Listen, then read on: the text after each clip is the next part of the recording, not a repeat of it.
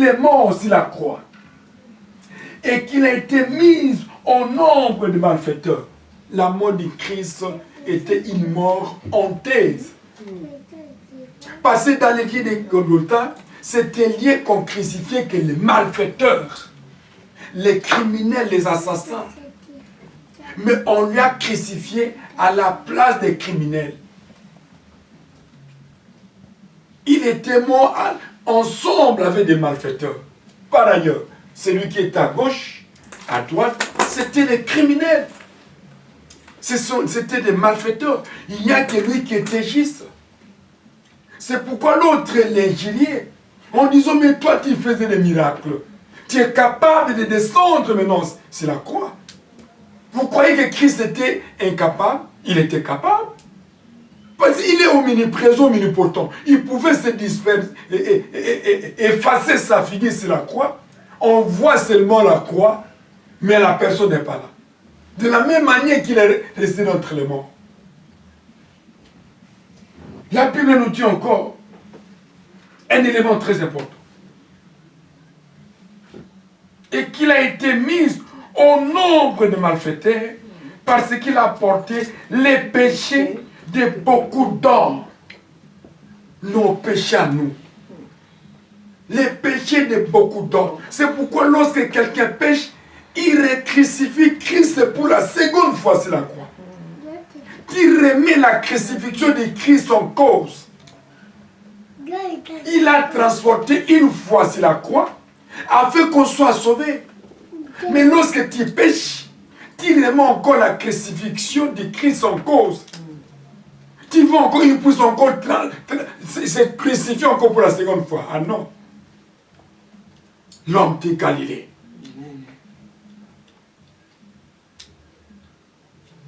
Et qu'il a intercédé pour les coupables. Il a intercédé pour les coupables. Oui. Ce voleur a dit, mais toi descends. Tu étais nommé Christ. Tu faisais des miracles. Les morts ressuscités. On avait vu. Tu as fait des bruits dans Jérusalem. Mais descends de la croix. L'autre a dit, arrête. Lui, c'est un saint d'homme. Il n'a pas péché. C'est nous qui sommes coupables de nos péchés. C'est pourquoi nous méritons cette peine. Et ce coupable a dit, Seigneur, ne m'oubliez pas lorsque tu viendras dans ta gloire. Amen. Alléluia. Amen. Quelle foi, quelle prière, pleine de foi. Et Christ a dit, assurément, tu seras avec moi. Mais l'autre qui l'avait injurié, il était perdant. Alléluia. Amen. Ce qui manque à beaucoup de chrétiens, la reconnaissance des bienfaits de l'Éternel dans leur vie. La reconnaissance de la délivrance que Christ a payée sur la croix à cause de toi. Manque de la reconnaissance de la manière dont Dieu te garde, te protège, te rassure, dans des dangers, il t'épargne. Mais tu fais semblant comme si rien n'était. Je me suis sauvé moi-même. Toi-même, manque de reconnaissance. Heureux ceux qui sont reconnaissants devant notre Dieu, en disant, si je marche aujourd'hui, c'est grâce au Seigneur. Amen. Si je parle aujourd'hui, c'est grâce au Seigneur. Amen. Si je lis aujourd'hui, c'est grâce au Seigneur. Amen. Si j'ai la bonne santé, c'est grâce au Seigneur. Amen. Si j'ai réussi dans ma vie, c'est grâce au Seigneur. Heureux à cela. Mais les autres croient que ça c'est ma chance. J'ai réussi à cause de ma chance. J'ai réussi à cause de mes... Quels efforts que toi tu as fournis. Quelle chance que toi tu as. Il n'y a pas la chance, il n'y a que la grâce qui règne. Amen. Alléluia. Amen. Tu es sauvé par la grâce. Tu es béni par la grâce. Tu es grandi par la grâce. Tu es élevé par la grâce. Il n'y a que la grâce. Tout est grâce, c'est grâce, c'est grâce. La reconnaissance. C'est ce qui manque à beaucoup des enfants de Dieu. Dieu fait beaucoup de choses. Et il continue à faire pour nous des bonnes choses. Parce que chaque jour, il demande, il intercède dans notre faveur. Le véritable intercesseur de nos vies, c'est Jésus-Christ lui-même. Amen. Lorsqu'il te voit dans la faiblesse, il intercède et tu commences à avoir encore la force. Ces sentiments qui te poussent de fléchir les genoux, ce n'est pas toi, c'est le Saint-Esprit qui te secoue. Amen. Dieu te pousse, c'est le temps de prier. C'est le temps de lire la Bible. Amen, amen. C'est le temps d'aller à l'église. C'est Dieu, c'est pas toi. Parce que le corps humain est plein de faiblesses. Il y a un combat parfois qui arrive. Ah, aujourd'hui, comme j'allais ces jours-là, aujourd'hui parfois je n'irai pas. Mais le Saint-Esprit lui dit, allez-y. Le Saint-Esprit ne se fatigue jamais. Mais il est tout le temps attristé lorsque la personne en question ne connaît pas son importance. C'est pourquoi Christ a dit, n'attristez pas le Saint-Esprit qui est en toi.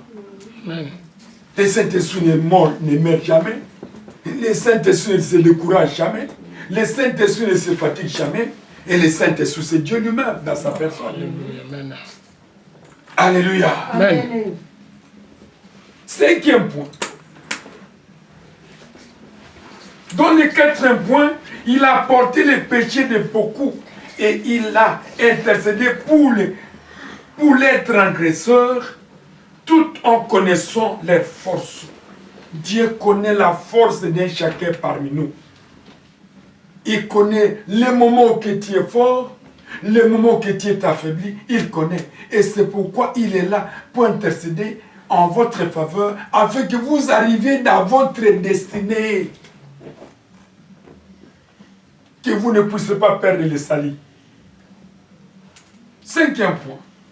Il a porté nos fardeaux, non pas une fois seulement, mais durant toute ma vie. Ésaïe 55, verset 23. Toute ma vie, toute notre vie, il porte toujours nos fardeaux. Jusqu'à ce que nous aurons la vie éternelle. Et la vie éternelle, c'est ce qui te connaît, c'est toi le vrai Dieu. Amen. J'aime beaucoup cette prière lorsque Christ a prié pour les apôtres avant de son arrivée au ciel. Allez-y, Ésaïe 50, Psaume 55, verset 23.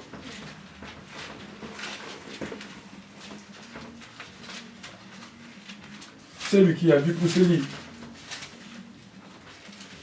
Jean de Jésus-Christ. Amen. Psaume 55, verset 23. Et toi, ô Dieu, tu les feras descendre au fond de la fosse. Les hommes de sang et de fraude n'attendront pas la moitié de leur jour. C'est en toi que je me confie. Amen. Que Dieu te bénisse, ma fille. Psaume 55, verset 3. Verset 23. Verset 23, s'il vous plaît. Remets ton sort à l'Éternel et il te soutiendra. Il ne laissera jamais chanceler les justes. Remets ton sort à l'Éternel. Remets ta faiblesse à l'Éternel. Remets ton combat à l'Éternel. Remets tes difficultés à l'Éternel.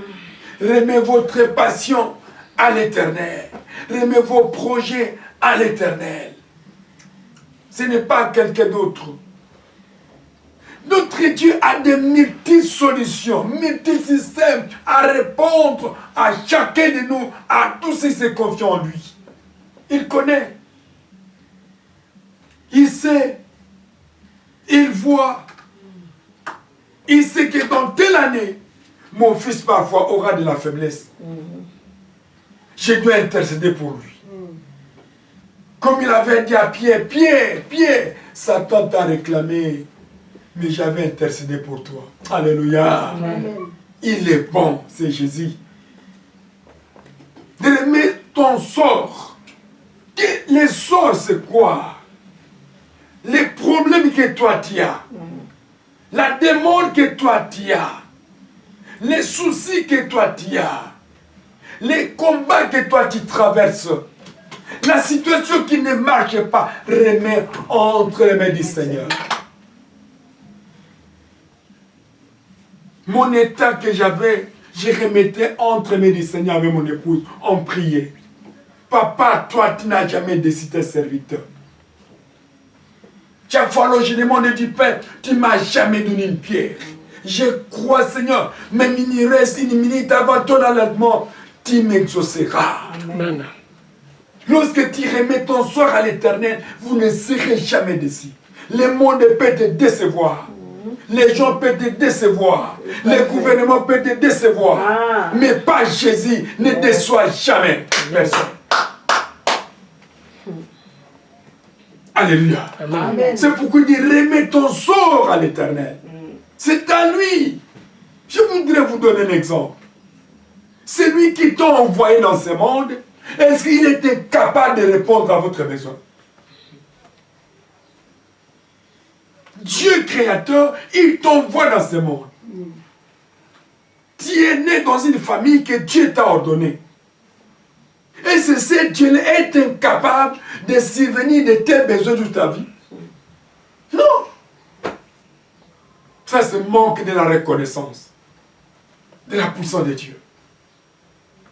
Et un parent, paradoxalement, il y a des parents négligents, il y a aussi des parents sérieux. Un parent sérieux, lorsqu'il met son fils dans le monde ou ses enfants, l'objectif de l'amener à la réussite, les scolariser, préparer leur avenir, qu'ils puissent avoir les minervales, qu'ils puissent avoir des habits pour aller à l'école, des cahiers, ainsi de suite, les mettre à l'aise, afin que ces enfants arrivent quand même à la réussite. De la même chose avec notre Dieu. Lorsque Christ nous a envoyés dans ce monde, il sait que je vous ai envoyé pour me louer, pour me servir. Le reste, ce sont l'encouragement, la motivation que je vais vous donner pour arriver à votre destinée. Et notre destinée, c'est la vie éternelle. Amen. Alléluia. Amen. C'est la vie éternelle. Tout ce que nous recevons, c'est l'encouragement, la motivation. Afin qu'on ne puisse pas penser, afin qu'on ne puisse pas avoir des soucis. Dieu nous donne des moyens pour se retrouver, avoir des transports faciles, manger facilement, s'habiller facilement. Remets ton sort à l'Éternel. Il ne laissera jamais chanceler les schistes. Il dit bien, les schistes, je pèse mes mots. Pas les injustes, dans une thèse, il y a l'antithèse. Ce n'est pas les injustes, mais les justes. Dieu ne peut pas abandonner ces justes. Même il y a eu une grande bataille contre le monde des ténèbres. L'Éternel des armées s'élèvera. Souvenez-vous du temps de Moïse. Souvenez-vous du temps d'Élie. Élie devant 450 prophètes de Baal. Ils sont venus pour l'entourer, les tuer. Et les gens de Baal sont venus avec toute l'armée pour chercher Élie, notre serviteur de l'Éternel. Élie était avec son serviteur Géasi. De loin, Géasi a vu toutes ces troupes-là venir envahir Élie. Il cherchait Élie pour le tuer. Il a dit à son serviteur, mon serviteur, vous savez, les respects qui étaient dans l'ancienne alliance, ce n'est pas les respects que nous avons maintenant dans la nouvelle alliance. Dans l'ancienne alliance, on appelait les serviteurs de Dieu mon Seigneur. Mais dans la nouvelle alliance, chacun appelle serviteur de l'Éternel de sa façon. Mais par ailleurs, ceux qui connaissent la parole, mais cette parole en application du respect des serviteurs. Géasi a dit, voilà, bientôt on va nous emballer, on va mourir. Élie a regardé Géasi. Il a dit, nous sommes passés. Et les serviteurs d'Élie étaient avec Élie. Élie lui-même a descendu sur le terrain, il a dit, Seigneur, aveugle-le. Il a aveuglé tous ses ennemis. Il est descendu. Vous cherchez qui? Les ennemis ne connaissaient plus Élie, parce que Dieu les a aveuglés. Nous cherchons Élie de Tibish. Ah, attendez.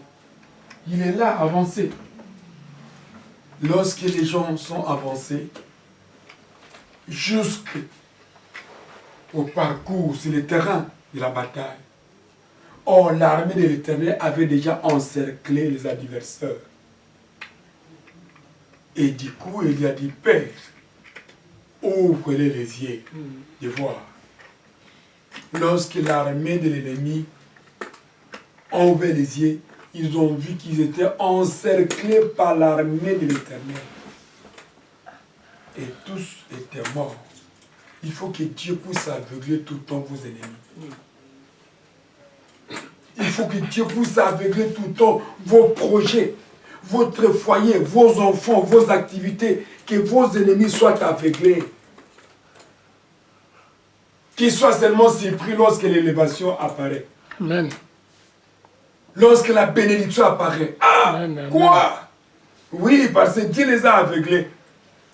Parce que s'il n'était pas aveuglé, il devrait vous combattre. Si le diable voit tes bénédictions, il va commencer à te combattre. Mais rends-les aveugles aujourd'hui même. Amen. Seigneur, aveugle tous mes ennemis. Amen. Amen. Aux écoles, aveugle tous ceux qui me combattent. Amen. Au service, aveugle-les. Dans mes voyages, aveugle-les. Dans mes activités commerciales, aveugle-les. Jusqu'à ceux qui voient l'épanouissement dans votre vie, ils commencent à frapper les mains. À tout cas.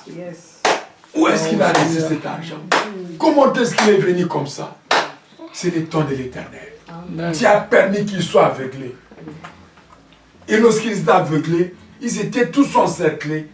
Et tout le monde était mort.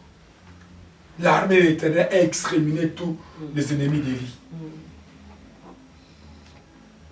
Dieu n'a jamais abandonné l'Égypte. Il ne laissera jamais chanceler l'Égypte. Vous savez, si l'Égypte crie, les trônes de Dieu bougent. La Bible nous dit, Dieu n'exauce jamais les péchés, mais il écoute la prière d'Égypte. Et la prière d'Égypte a une grande efficacité devant le Seigneur. Amen. Lorsque Égypte pleure, Dieu va descendre à l'immédiat pour intervenir son cas. Souvenez-vous du cri de Jésus-Christ. Il a dit, Père, Père, pourquoi m'as-tu abandonné? Au moment où il plaidait la cause, il y a une ténèbre sur la terre, un tremblement terrible. Les murs construits par des pieds commencent à s'écrouler de même. L'homme est suspendu sur la croix. Les anges étaient descendus pour examiner le monde. De grâce, lui-même a dit, Papa, pardonne-les. Parce qu'ils ne savent pas ce qu'il faut. C'est ce qui a arrêté le combat. N'était cela, le monde devrait être effacé sur la terre. Parce qu'il a écouté la voix de son fils. Chaque parent connaît la voix de son fils. Amen. Dans n'importe quel coin qui se trouve. Mais au milieu de la foule, lorsque son fils écrit, il connaît, ça c'est la voix de. Ça c'est la voix de. Ça c'est mon fils qui crie. À plus forte raison, notre Dieu, parmi la multitude, ils ne connaissent pas votre nom et votre voix. Alléluia. Amen. Rejette ton fardeau sur l'Éternel. Il te souviendra de toi. Ne porte pas le fardeau seul. J'ai donné cet exemple à maintes reprises. À ce moment qui allait loin, il avait un chauffeur qui allait dans la même destination. Le chauffeur l'a récupéré au bout du chemin. Il a dit, repose-toi, mets ton sac, ton fardeau à côté. Moi, je vais t'amener à la destination. Au moment où le chauffeur démarrait, la maman prend encore son fardeau, il l'a mis dans la tête, et au milieu, en plein véhicule, elle commence à bouger avec ça. Dans les rétroviseurs, le chauffeur a dit, mais comment? C'était dans mes rêves de cauchemar ou quoi? Il s'est arrêté. Il a dit, je t'ai dit, repose-toi, je vais t'amener à la destination. À la troisième fois, le chauffeur a dit, non, tu n'as pas besoin que je puisse transporter ton fardeau. Alors, descends, toi-même tu vas transporter ton fardeau. Et cette maman n'avait pas arrivé à sa destination. Elle était morte au bout du chemin parce qu'il y avait des animaux féroces. Il avait aussi la distance, des kilométrages. C'était difficile. Beaucoup de chrétiens meurent comme ça spirituellement parce qu'ils ne laissent pas à Christ de porter leur fardeau. Ils se voient que oui, c'est moi, je suis capable de pallier à la situation. Non. C'est Jésus-Christ seulement. Amen. il porte mes fardeaux, mais il ne laisse pas jusqu'à ton salut éternel.